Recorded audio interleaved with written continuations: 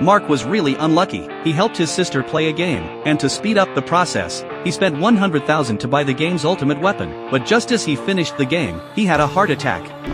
こんな最後は認めない And fell to his death right in front of his own house. When he woke up again, he found himself transported into the world of the game. However, this world was quite strange. It was a matriarchal society, where women held all the power. When men turned 18, they were required to get married, or else they would be sent to the battlefield, and fight until they died. Before Mark could fully comprehend his situation, his father gave him a punch. He scolded Mark, because his wife had returned, and she brought along her lover and their child. In this world ruled by women, the wife's child could live in a villa, while Mark, being the child of a concubine, was forced to live in a stable with his brother. For men in this world, the only way out was to go to school.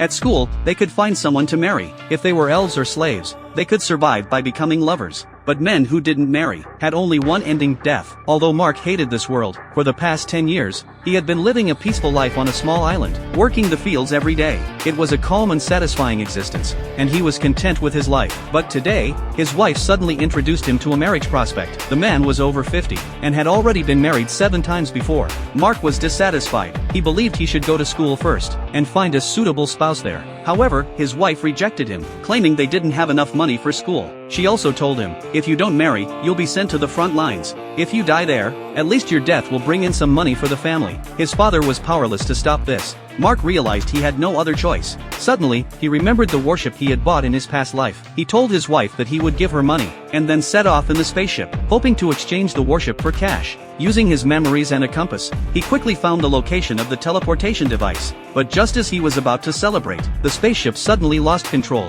Both he and the ship were sucked into a storm, and eventually fell into an abyss. Where did Mark end up in the end?